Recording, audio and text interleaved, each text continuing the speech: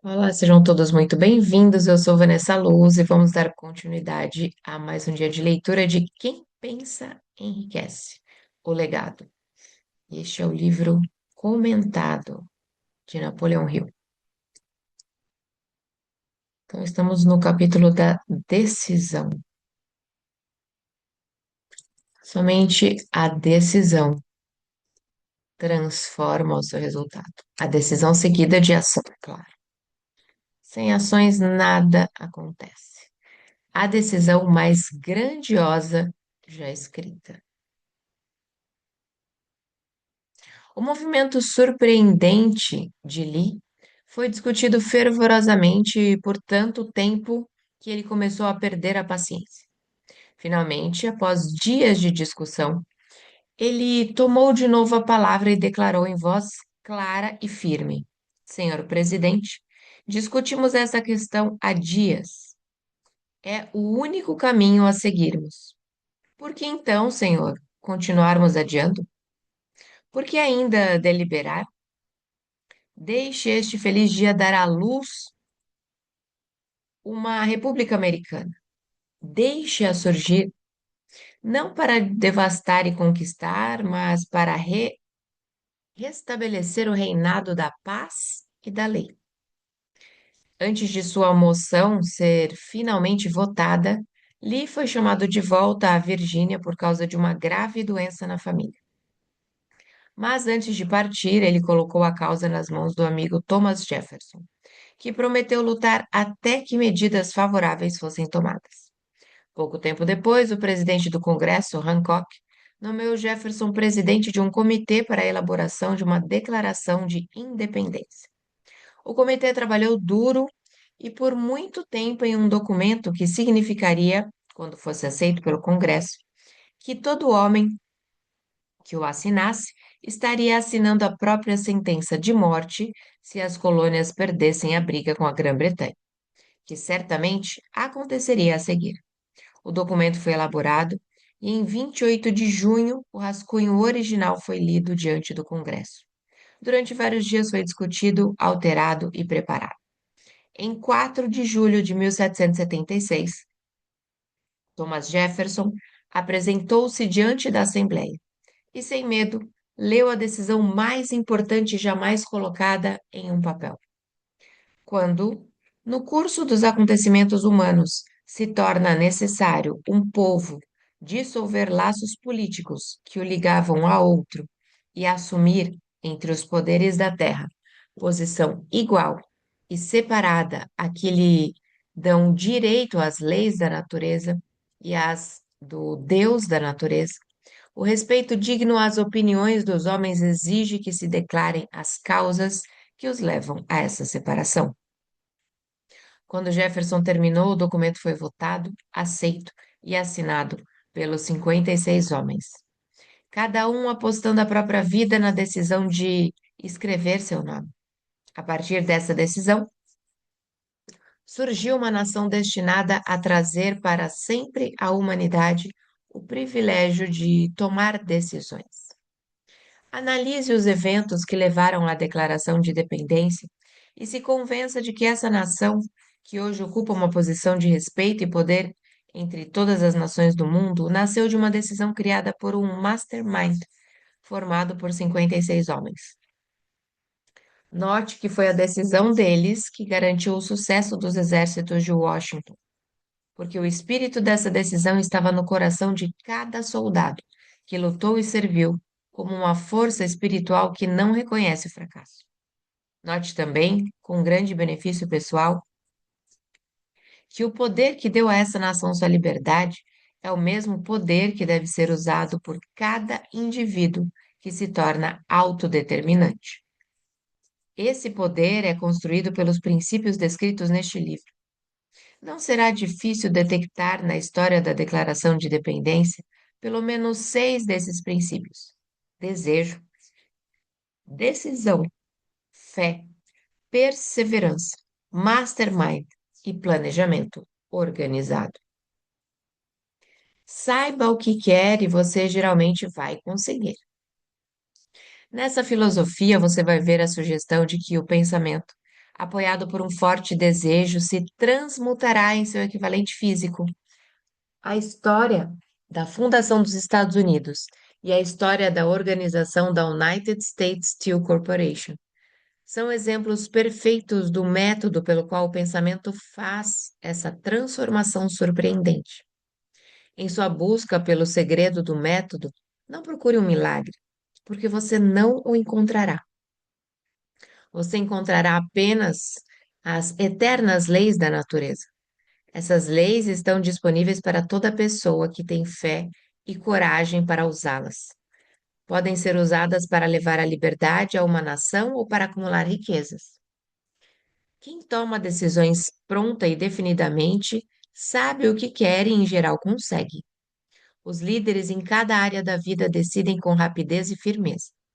Essa é a principal razão pela qual são líderes. O mundo costuma abrir espaço para pessoas cujas palavras e ações demonstram que elas sabem para onde estão indo.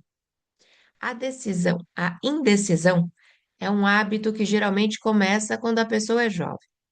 Torna-se cada vez mais um hábito à medida que o jovem passa pela escola primária, pelo ensino médio e até pela faculdade sem definição de objetivo. O hábito da indecisão acompanha a pessoa na ocupação que ela escolhe. Geralmente, um jovem que acaba de sair da escola procura qualquer trabalho disponível. Os jovens aceitam o primeiro emprego que conseguem encontrar porque caíram no hábito da indecisão. A grande maioria das pessoas que hoje estão empregadas ocupa a posição em que estão não por terem a firme decisão para planejar uma posição definitiva, nem o conhecimento de como escolher o empregador. Decisões definitivas sempre exigem coragem, às vezes muita coragem.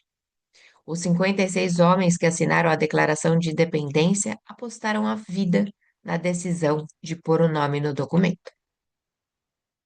A pessoa que toma a decisão definitiva de buscar um emprego específico e fazer a vida pagar o preço que ela pede, não aposta a vida nessa decisão. Ela aposta sua liberdade econômica.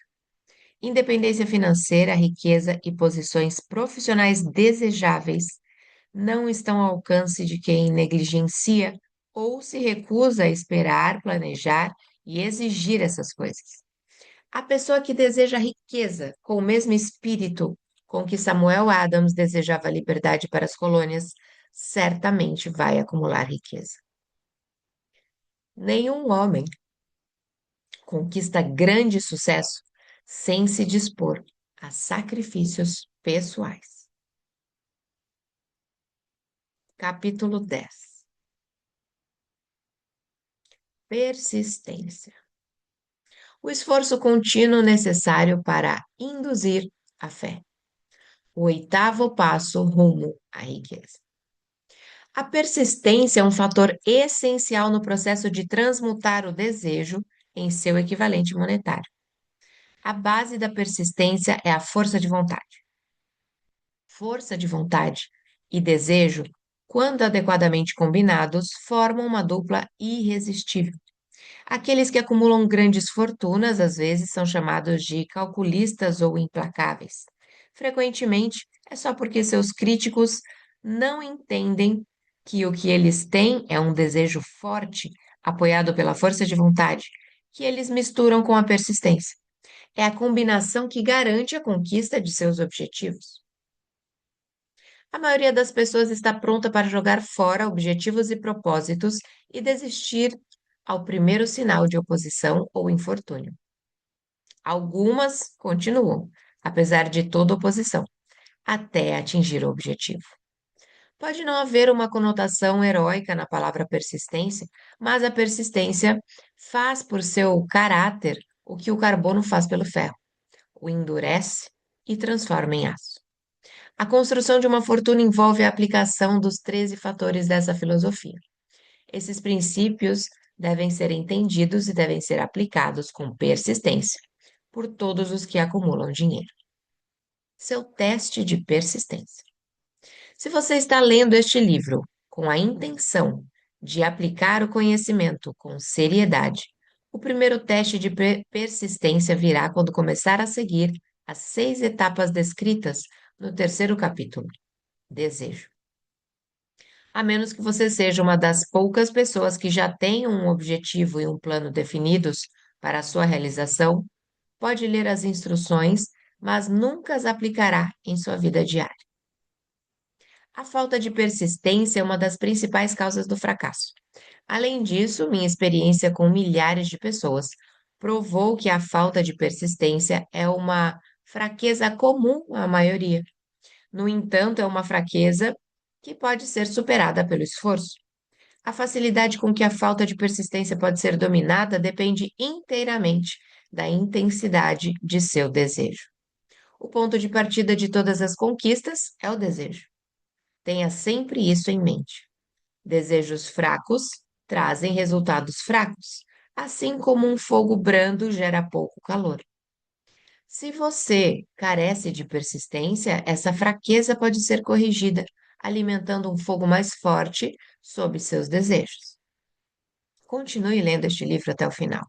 Então, volte ao capítulo 3 e comece imediatamente a executar as instruções para usar os 6 passos.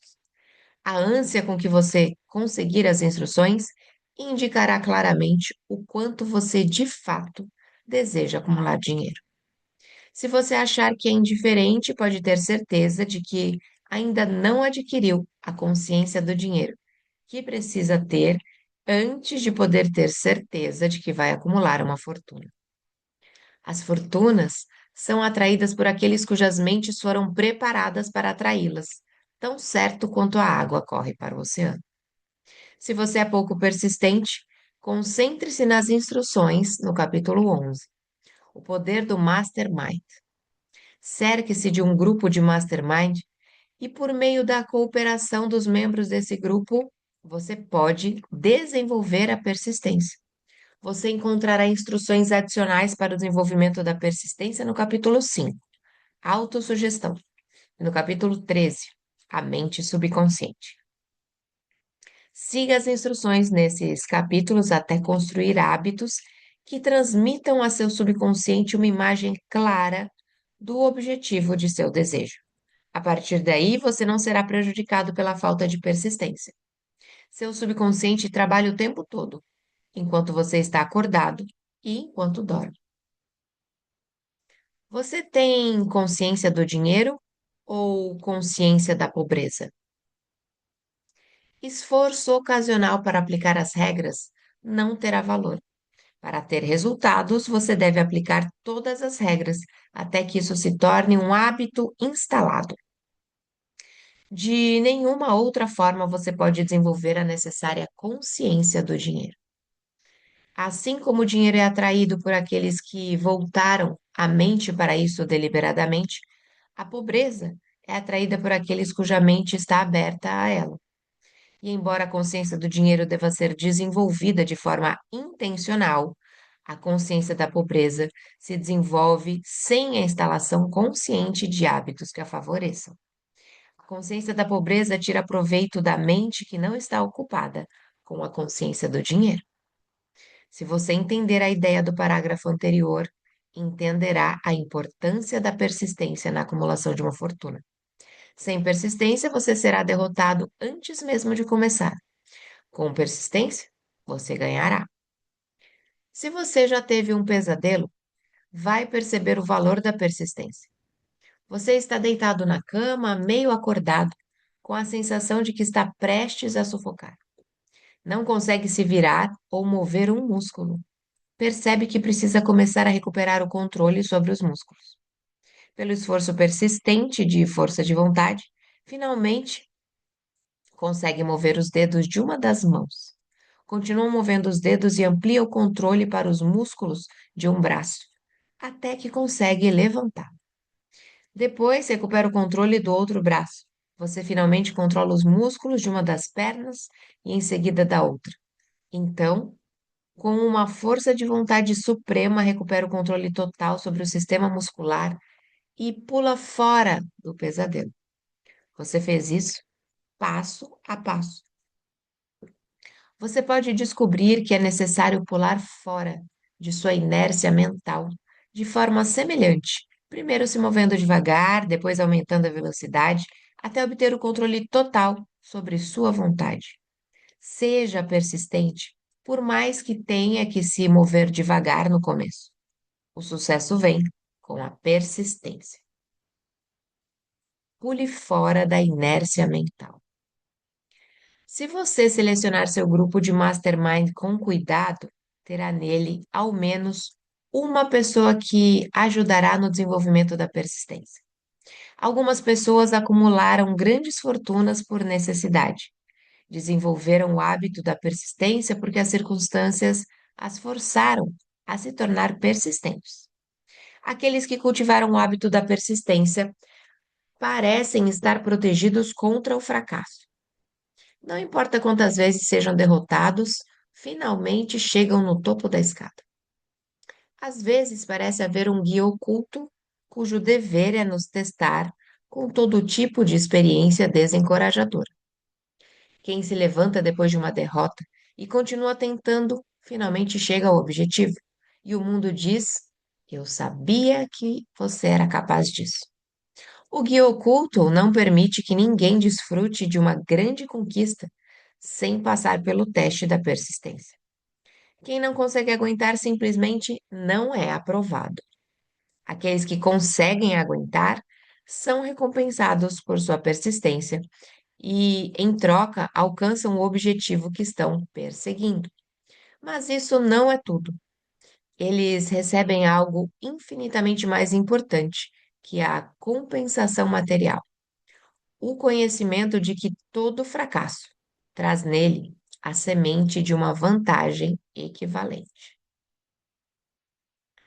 Persistência além dos seus fracassos. As pessoas que aprendem pela experiência a importância da persistência não aceitam as derrotas como algo mais que temporário. São aquelas cujos desejos são perseguidos com tanta persistência que a derrota é finalmente transformada em vitória. Vemos que a maioria esmagadora das pessoas sofre derrotas e nunca mais se levanta. Vemos também os poucos que transformam o castigo da derrota em impulso para se esforçar mais.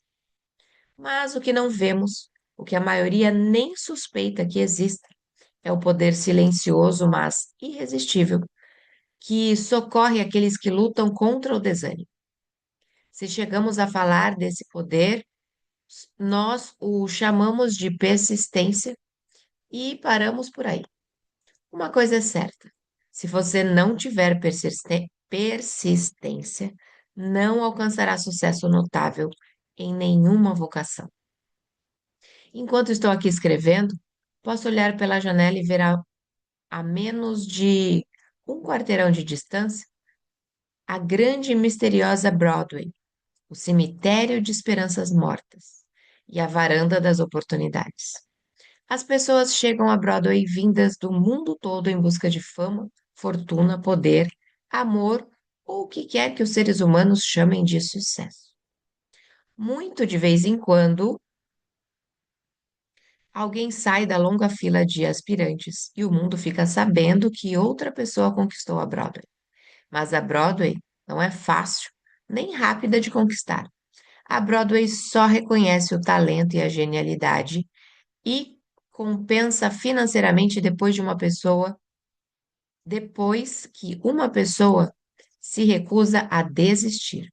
O segredo está sempre inseparavelmente ligado a uma palavra: persistência. Comentário.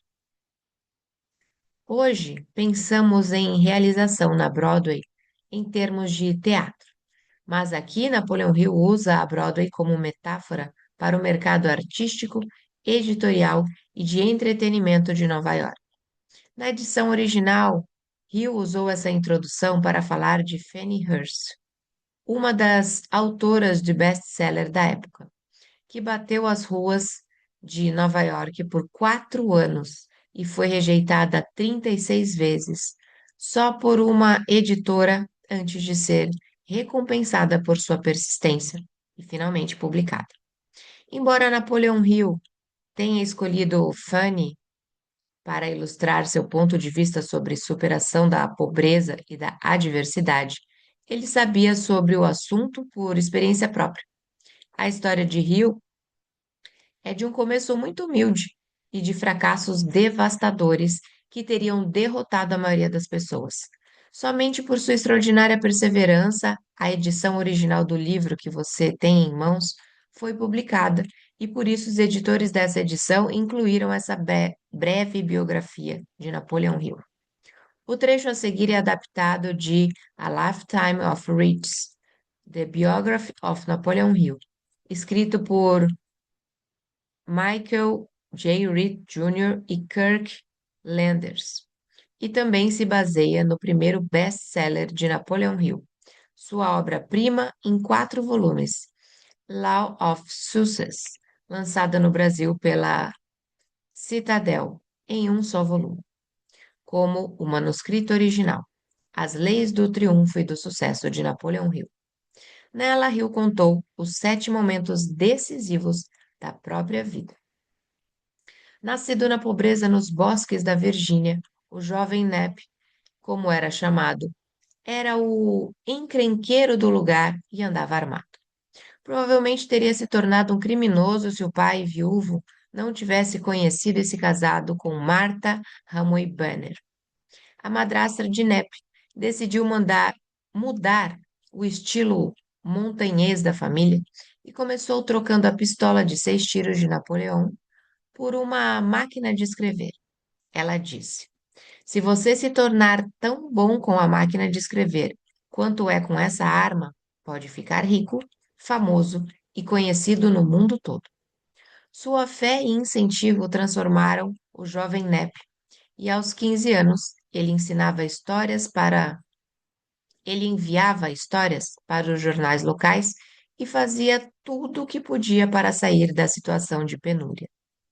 Depois de completar o ensino médio e cursar um ano em uma faculdade de administração, ele escreveu uma carta audaciosa para Rufus Ayers, um dos homens mais poderosos da indústria do carvão. Hill escreveu para candidatar-se ao emprego, mas disse que não queria um salário. Na verdade, disse que pagaria a Ayers.